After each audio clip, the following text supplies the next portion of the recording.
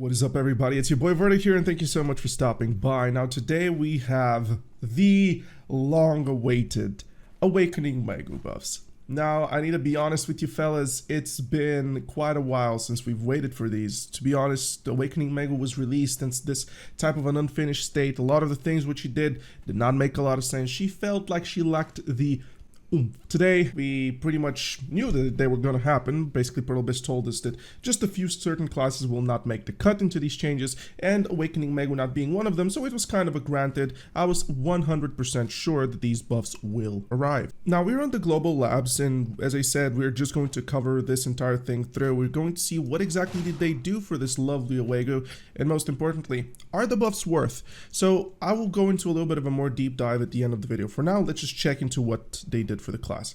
Now, the first thing that you're going to notice whenever you start playing your Awakening Maegu again is that now Ember Claw Finale has a 20 AP buff for 10 seconds. It's a very cool thing, actually, this in particular, because Awakening Maegu in the PvE scene and also in the PvP scene is known to be too squishy and really a lot dependent on the Shift F ability from pre-awakening, which was the only way for us to receive at any given point a DP buff.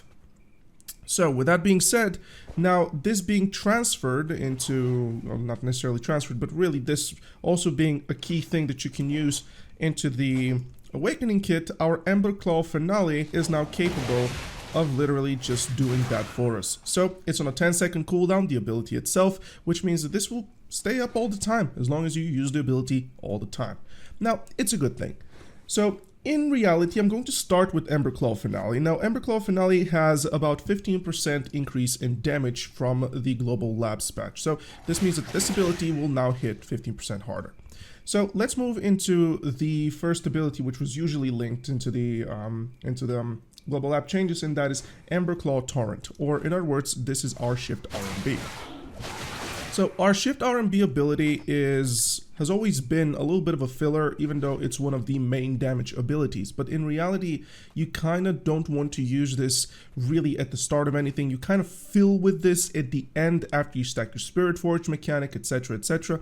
Speaking of Spirit Forge mechanic, they didn't care to add a gauge or anything like that, hopefully in phase 2. But the Ember Claw Torent ability received about a 5% damage increase. It's not a good idea to buff so insignificantly. In my opinion, this ability here could have easily been the evasion debuff thing, which we didn't get to, but let's move towards the Ember Claw Slash. And this is one of the first actually really cool buffs that we received. Pretty much got an 18% increased damage, and the Sweep Flow, which is this here in particular, got 30% increase in damage. So this is very good. So the treatment is really solid. Ember Claw Slash is an absolute beast of an ability, and now seeing this here just take precedent, it kind of gives me an idea that basically what we will do is the way I approach Awakening Maegu. We're going to stack a little bit of the Spirit Forge, and then our pretty much sweep is going to really handle a lot of the damage. Let's move towards the next one into the chain of buffs, and that is the Twirling Fox Flare and Twirling Rapity. The Twirling Fox Flare is the first one that we're going to talk about, and the Twirling Fox Flare got about an 8% increased damage increase, and also it has now a 75 HP in return, basically. So every time you use this ability, you're going to feel a lot more healthy. Awakening Maegu has an issue with the health return. Basically, it's just one ability to be used viably. That's Ember Claw Torent. Hence why I called it a little bit as a fill. You didn't want to use this all the time, because if the situation calls for healing, then you would get very pressure, like kind of put up to the wall. So moving on to the Twirling Rapity. The Twirling Rapity ability got also something like an 8% from what the calculations state, and nothing really too important about Twirling Rapity. Twirling Rapity is a little bit of our, how can I say it, just the way we move with Maegu, right? It's just kind of our main ability for mobility, really, just because of how easy it is, how spammy it is. Not many people use this for the damage front, but in reality it's a little bit of an adjustment. It's a useless adjustment, but still a little bit of an adjustment. Moving on to the next one, and usually that was Ember Claw Finale, but because we covered it, we're moving down the line into the Fox Flare Cleave, which is the Q ability. Fox Flare Cleave is actually a great ability. Like, it truly is a great ability. It is almost a bread and butter type of thing for Maegu. It's on a very low cooldown of literally 5 seconds, and this means that you can spam this quite viably, but it also lacked a little bit of that damage. So the Fox Flare Cleave ability got about 15% damage increase.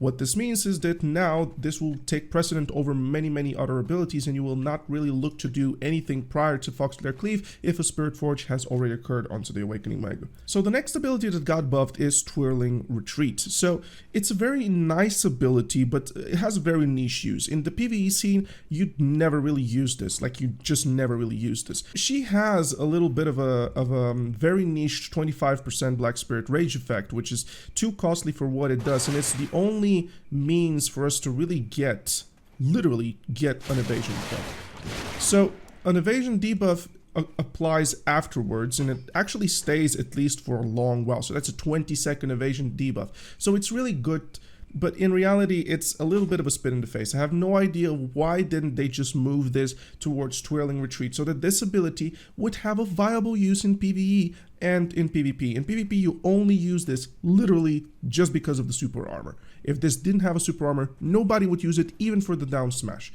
So I'm a little bit upset. It has about 16.5% damage increase, but nonetheless, it's kind of like, yeah, nothing too important. So the Fox Flare Stroke is pretty much one of our bread and butters. It's what you start with after the Ember Glow finale. So basically, you're just going to have a complete buff up with SRMB and RMB, basically just line the entirety of the Maegu, and once you do this, you just pretty much keep on going with the rotation. So in reality, what I'm trying to say here is that this is really an important ability, and the damage of Stroke has been increased by pretty much exactly 16%. It's a very cool thing. In reality, it is one of the underperforming Spirit Forged abilities, but it already serves a very good purpose, so we can't really complain about that. It received a very irrelevant 16% because its damage already was extremely irrelevant, but that's not its purpose. So a useless change, but nonetheless, it's a change, no matter how you look at it. So looking into next is the Fan Kick. So Fan Kick is our SLMB, and Fan Kick is actually a hard hitter, but in reality, it kinda wasn't hitting hard enough, so it took precedent as a filler in the end. It got buffed by 21.18% from what I see over here. So the Fan Kick is a very good ability, but as I said, it's kind of used as a filler. Now it will probably still be used as a filler just because the way Awakening Maegu executes her combinations. You just don't want to use Fan Kick even... Probably, okay, so if I were, let's try to tailor rotation. I would just do a Shift Q, RMB, SRMB, Shift LMB, RMB, and now I would probably use this and just chain it to Shift that, right? You get the idea. It really goes down the line. So it will never take precedent just because the ability doesn't do anything to set up your rotation outside of PvP. It has an air attack to it, which is really good, but that's not a PvE oriented thing, unless obviously the spot calls for it, which is really rare, but you get the entire idea. And last but not least, which something I wasn't prepared for, really, I never had an idea that they would do this because the ability is already too strong to begin with, especially into the PvP scene. We got a buff on Fox Flare Ambush. And Fox Flare Ambush buff is actually 30%, so that is actually a lot of damage.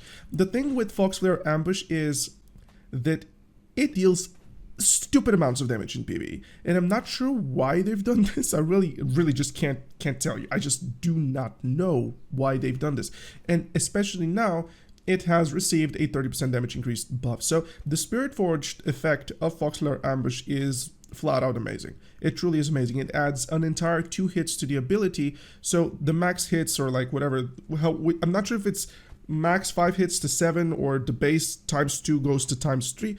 I really do not know, but nonetheless, whenever you decide to Spirit Forge, you're gonna see something very important, and that is that Fox Flare deals a lot of damage. The Fox Flare Ambush deals absolutely ridiculous amounts of damage. So this is pretty much the last ability that got buffed.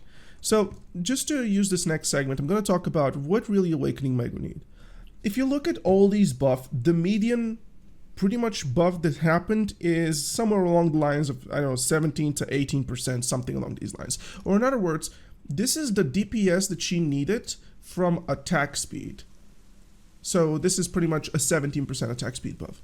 So they could have done this easily and probably avoid half of the useless buffs abilities, such as onto the Fox Flare Stroke, onto the Fox Flare Retreat, onto the Fan Kick, onto the Ambush. Even though Ambush hits really hard, it's still a useless buff because it doesn't do much, but it's just an instant thing. It gets you positioned well, but it's kind of like, yeah, why?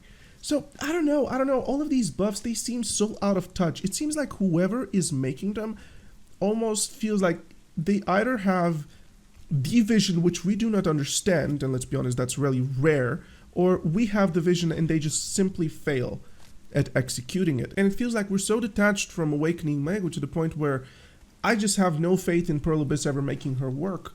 They didn't give her an attack speed. They didn't give her a defense debuff from the evasion side of things.